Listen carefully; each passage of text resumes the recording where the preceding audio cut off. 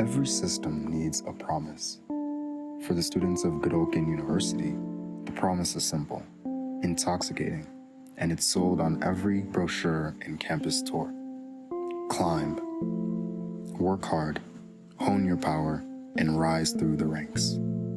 If you make it to the very top, you'll enter the orbit of the gods. You can become one of, if not the, elite. You get, in essence, to be Homelander.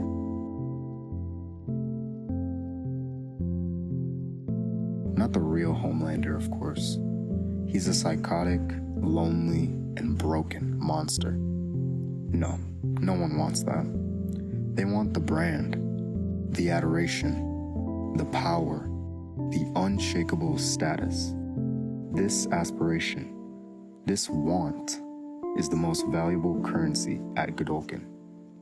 It's the psychological fuel that makes the entire machine run. This is season 1. This is the seduction.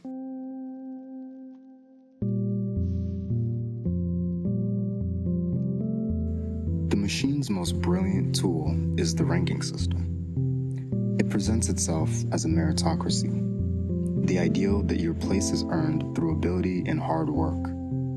It has all the hallmarks: public scores, competition, the illusion of a level playing field. It tells you that your place in the world is earned, deserved. It creates a just world of fallacy, a belief in the fundamental fairness of the world. So, if you're ranked low, you simply need to work harder. And if you're high, you can and you must be better. But this is just the first layer of the con, because the ranking isn't about finding the best heroes. It's a tool of control. It's managed by people like Dean Indira Shetty, not an ideologue, but a ruthless pragmatist. Her goal isn't to create heroes, it's to create manageable and profitable assets for Vought. And for those who can't be managed, for those whose powers are too messy, or whose personalities are too rebellious, or who simply don't fit the marketable brand Vought wants, the system has a different ranking, one that doesn't get a shiny digital display.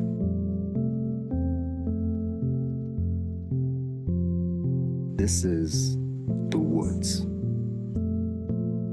a secret torture lab hidden directly beneath the campus. This is the real sorting mechanism.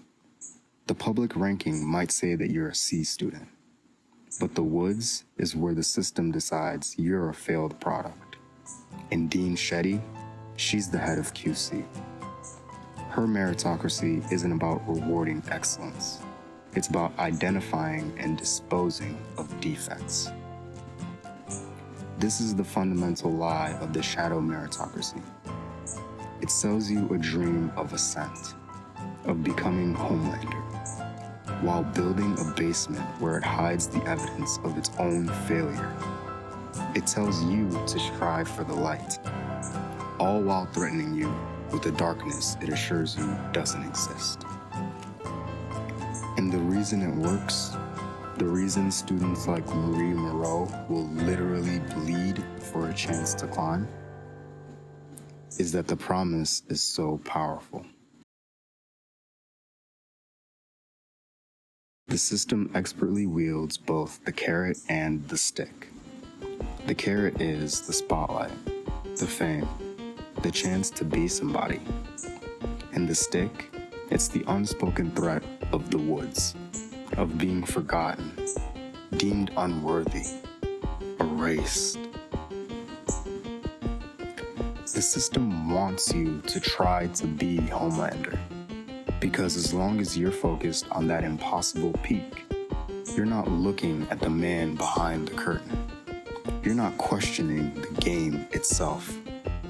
You're too invested to realize that you're not the high roller, you're just a high being rolled.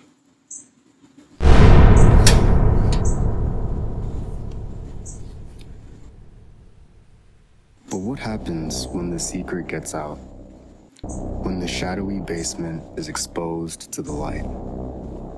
Does the system collapse under the weight of its own hypocrisy? Not exactly.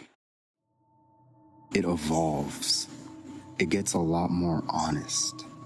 And in doing so, it becomes infinitely more dangerous.